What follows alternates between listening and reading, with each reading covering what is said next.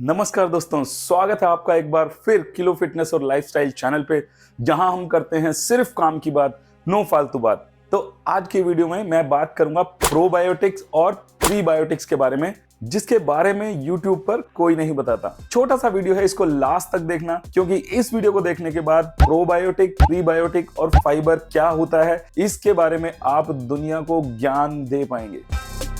तो प्रोबायोटिक्स होते हैं वो बैक्टीरिया जो जिंदा होते हैं, लाइव बैक्टीरिया, हमारे पेट के लिए वो बहुत जरूरी होते हैं डाइजेशन के लिए। तो मतलब ये हो गया कि प्रोबायोटिक्स वो गुड बैक्टीरिया हैं जो हमारे पेट को डाइजेशन के लिए चाहिए। अगर गुड बैक्टीरिया हैं तो इसका मतलब पेट में बैड बैक्टीरिया भी होंगे, लेकिन हमारी कोशिश तो ये रहती है कि बैड बैक्टीरिया ना हो, लेकिन बैड बैक्टीरिया भी होते हैं जिनकी वजह से हमें एसिडिटी और डाइजेस्टिव इश्यूज होते हैं।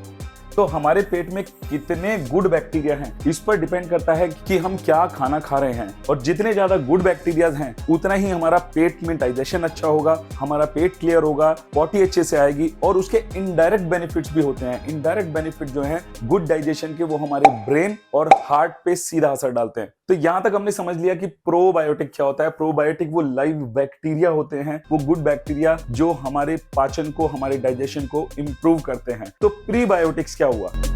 जो प्रीबायोटिक होता है वो एक्चुअली होता है फूड फॉर प्रोबायोटिक्स।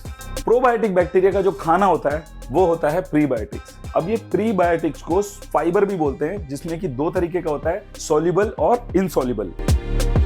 अब मार्केट में ऐसे बहुत सारे फूड्स आते हैं जिन पे कि लिखा होता है फाइबर है इनके अंदर, जैसे कि ब्रेड के अंदर भी बहुत लिखा होता है कि एडिशनल फाइबर, अगर एडेड फाइबर है तो वो फाइबर जो होता है वो सिर्फ सॉल्युबल फाइबर होता है, क्योंकि इनसॉल्युबल फाइबर ब्रेड से निकाल लिया जाता है। गेहूं से इनसॉल्युबल फाइबर निकाला जाता है और उसके बाद ब्रेड बनाई जाती है, अदरवाइज ब्रेड बनेगी ही नहीं। अगर किसी भी प्रोडक्ट में एडिशनली कोई कंपनी या मैन्युफैक्चरर इनसॉल्युबल फाइबर ऐड करना चाहता है, समथिंग लाइक जैसे टूथपेस्ट से पेस्ट निकाल दिया जाए तो उसके वापस नहीं जा सकता। इसी तरीके से जो होल व्हीट या होल फूड्स हैं, जो कंपनी उसको मैन्युफैक्चर करके प्रोसेस्ड फूड बनाती है, जो हमें पैकेट में मिलते हैं, उसमें से वो इनसॉल्युबल फाइबर निकाला जाता है, तभी उनकी शेल्फ लाइफ बढ़ाई जाती है। तो उस इनसॉल्युबल फाइबर की जरूरत हमें होती है, लेकिन वो इनसॉल्युबल फाइबर हमारे किसी भी पैकेज्ड फूड या प्रोसेस्ड फूड में नहीं होता। और इसीलिए सारे के सारे लोग जो हैं, न्यूट्रिशनिस्ट, जो बोलते हैं कि भाई आपको पैकेट वाले सामान नहीं खाने, पैकेज्ड फूड या प्रोसेस्ड फूड नहीं खाना, क्योंकि उसमें फाइबर तो होता ही नहीं है। तो करना क्या है, हमको अनप्रोसेस्ड फूड, होल फूड्स खाने हैं,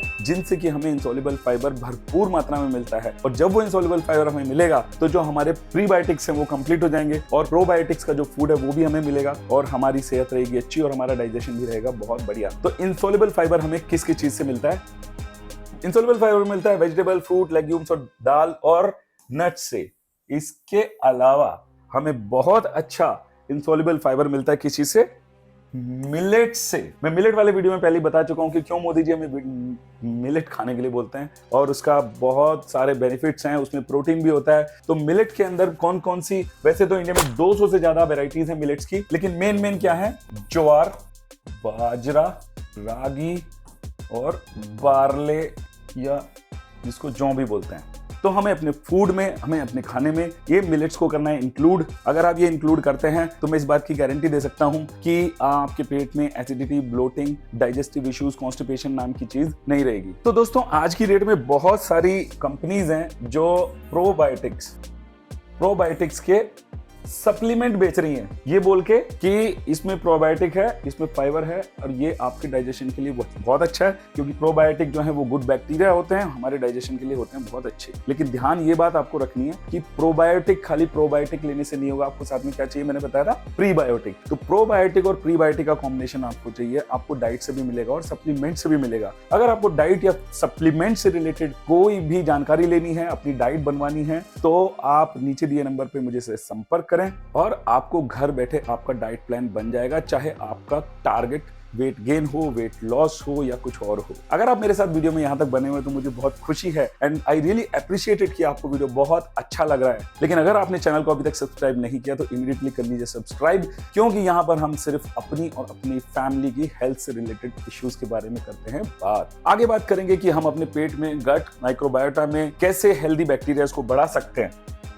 तो भैया वापस मैं बात कर लेता हूं कि हम अपने पेट में प्रोबायोटिक्स को कैसे बढ़ा सकते हैं और प्रीबायोटिक्स को कैसे बढ़ा सकते हैं। जो लोग नॉन वेजिटेरियन है, बहुत सारे लोग समझते हैं और सोचते हैं कि यार आजकल जो चिकन मिलता है उसमें बहुत सारे एंटीबायोटिक्स वगैरह होते हैं जिससे कि उनको चिकन को बड़ा किया जाता है, इसलिए ज्यादा नहीं खाना चाहिए, उससे हमें नुकसान हो सकता है। May be true. दूसरा पॉइंट ये, जो वेजिटेरियन भाई लोग हैं वो बहुत सारा अनप्रोसेस्ड फूड खा रहे हैं। अगेन मैं बोलता हूँ, जो पैकेट्स में आता है गुजारा ही नहीं होता है बिना उनको खरीदे, इसलिए आप कम से कम जाएं सुपरमार्केट में और ज्यादा से ज्यादा जाएं अपने लोकल सब्जी मंडी में। तो अनप्रोसेस्ड फूड खाने से होता यह है कि जो हमारे पेट में गुड बैक्टीरियाज हैं वो जाते हैं मर, और जो बैड बैक्टीरियाज हैं उनकी संख्या हो जाती है ज्यादा। तो जब पेट में बैड बैक्टीरियाज ज्यादा हैं तो वो डाइजेशन होने नहीं देते। लेकिन गुड न्यूज ये है कि हमारे पेट में गुड बैक्टीरियाज की क्वांटिटी को इजीली बढ़ाया जा सकता है और हमें कॉन्स्टिपेशन, ब्लोटिंग और एसिडिटी जैसी समस्याओं से छुटकारा मिल सकता है। तो शुरुआत कैसे करनी है हमें?